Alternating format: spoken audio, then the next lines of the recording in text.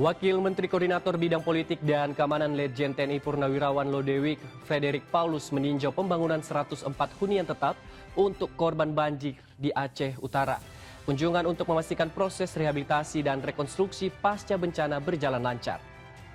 Wakil Menteri Koordinator Bidang Politik dan Keamanan Letjen TNI Purnawirawan Lodewijk Frederik Paulus meninjau progres pembangunan 106 unit bangunan yang terdiri dari 104 hunian tetap atau huntap, 1 masjid dan 1 balai pertemuan yang akan diberikan kepada korban banjir di Kabupaten Aceh Utara.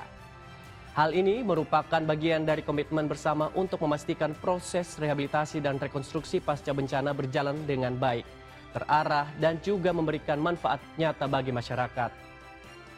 Wamenko Polkam mengajak seluruh jajaran yang terlibat untuk melaksanakan tugas ini dengan penuh tanggung jawab dan integritas sebagai simbol komitmen negara menjaga stabilitas Aceh agar tetap aman, damai, dan juga sejahtera.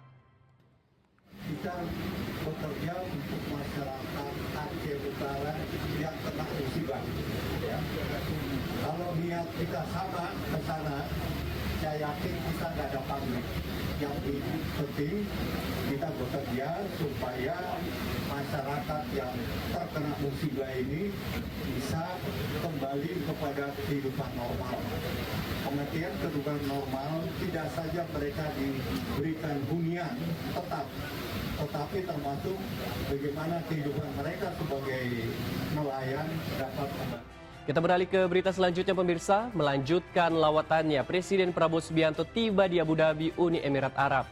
Prabowo disambut hangat dan meriah oleh pasukan jajar kehormatan serta diaspora Indonesia di UEA. Presiden Prabowo Subianto tiba di Bandara Presidential Flight Abu Dhabi, Uni Emirat Arab Rabu sore waktu setempat. Prabowo disambut oleh sejumlah menteri Uni Emirat Arab bersama jajaran kehormatan. Prabowo kemudian menuju hotel tempatnya bermalam. Prabowo dijadwalkan bertemu dengan Presiden UEA Sheikh Mohammed bin Zayed Al Nahyan atau MBZ. Setibanya di hotel, Presiden Prabowo disambut hangat dan meriah oleh mahasiswa dan diaspora Indonesia yang tinggal di UEA. Kunjungan kerja Prabowo ke Abu Dhabi ini menjadi bagian dari upaya berkelanjutan untuk memperkuat kemitraan strategis Indonesia. Sendiri, jujur saya merasa bangga dan terhormat, Pak. Secara saya bisa bertemu langsung, bertatap muka langsung, bahkan berkomunikasi langsung dengan Bapak Presiden Prabowo Subianto. Saya juga merasa bangga bahwasanya saya bisa membuktikan bahwasanya saya dari Indonesia bisa student exchange ke sini.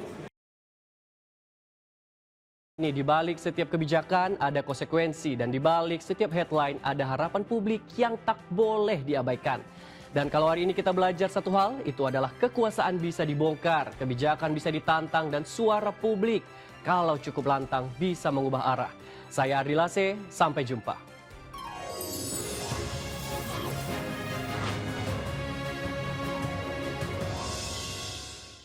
Pemirsa, fraksi PDI Perjuangan DPR RI mengungkap bukti program makan bergizi gratis atau MBG mengambil dana dari anggaran pendidikan. Dari total 769 triliun rupiah anggaran pendidikan dalam APBN, sebanyak 223,5 triliun rupiah dialokasikan untuk program MBG. Dalam pernyataannya, Wakil Ketua Komisi 10 DPR fraksi PDIP Mai Esti Wijayanti menyampaikan, anggaran pendidikan tahun 2026 sebesar 769 triliun rupiah merupakan anggaran mandatory spending 20% dari APBN. Sebagaimana Perintah Undang-Undang Dasar 1945. Dari total 769 triliun rupiah, anggaran pendidikan dalam APBN sebanyak 223,5 triliun dialokasikan untuk program MBG. Hal ini juga sekaligus membantah pernyataan sejumlah pejabat negara yang menyebut jika anggaran MBG yang tidak diambil dari anggaran pendidikan.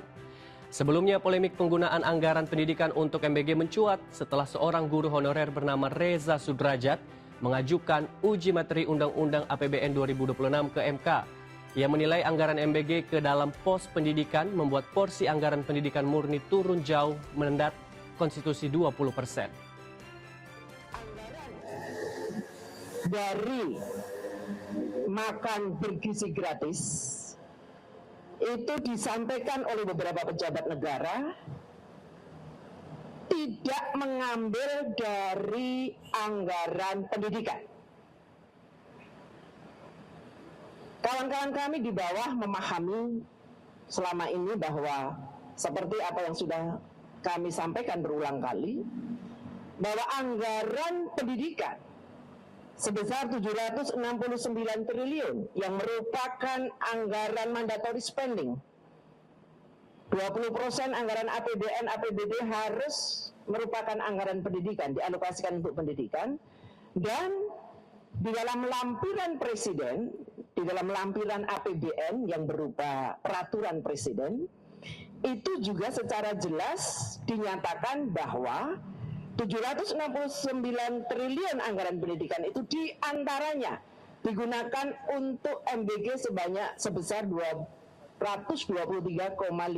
triliun. Itu resmi di dalam buku lampiran. Beralih ke berita selanjutnya, Kapolri Jenderal Listio Sigit Prabowo menyampaikan permintaan maaf atas sejumlah pelanggaran yang melibatkan oknum anggota kepolisian. Pernyataan ini disampaikan di tengah sorotan publik terhadap rentetan sejumlah kasus. Rentetan pelanggaran yang melibatkan oknum aparat kembali mencuat, mulai dari dugaan kekerasan, penyalahgunaan narkoba, hingga kasus kematian di lingkungan kepolisian. Dimulai dari kasus Bribda Dirja Pratama, seorang bintara berusia 19 tahun meninggal dunia di asrama Polda Sulawesi Selatan. Seorang remaja tewas menjadi korban dugaan penganiayaan oleh anggota BRIMOB di Kota Tual, Maluku. Korban dipukul menggunakan helm di bagian kepala. Hingga sejumlah narkoba berbagai jenis yang ditemukan di dalam koper milik mantan Kapolres Bima Kota, AKBP Didik Putra Kuncoro. AKBP Didik diduga menerima aliran dana sebesar 1 miliar rupiah dari seorang bandar narkoba yang menjadi pemasok sabu-sabu. Banyaknya pelanggaran yang dilakukan anggota Polri, Kapolri Jenderal Listio Sigit Prabowo pun meminta maaf. Rentetan kasus ini menegaskan bahwa reformasi internal kepolisian belum usai. Penegasan disiplin internal bukan sekedar komitmen, melainkan kebutuhan mendesak demi menjaga kepercayaan publik. Saya mengucapkan permohonan maaf apabila di dalam keseharian kami mungkin ada perbuatan dari anggota-anggota kami yang disadari ataupun tidak disadari mencederai rasa keadilan publik.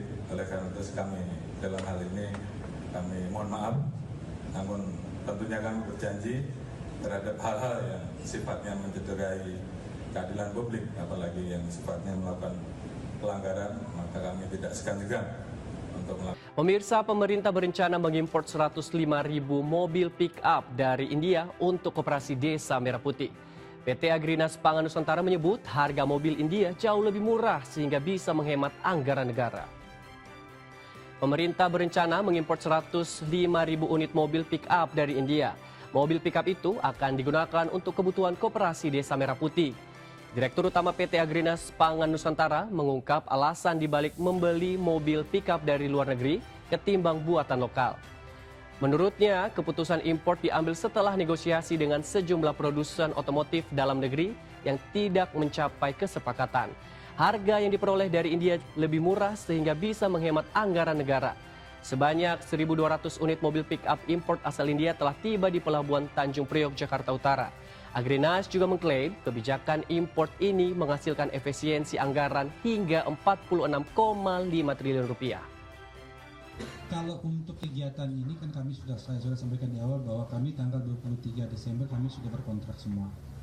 Tapi kalau apabila negara memerintahkan kami dan DPR memerintahkan kami untuk membatalkan kontrak ini, ya kami akan meminta arahan kepada pihak-pihak yang meminta kami untuk membatalkan kontrak ini untuk arahan dan bimbingan untuk bagaimana melakukan pengadaan selanjutnya sehingga bisa mengakomodir yang mereka inginkan gitu. Karena saya tidak punya keinginan apapun selain mencari yang terbaik, seefisien mungkin, efektif mungkin, akuntabel untuk melaksanakan kegiatan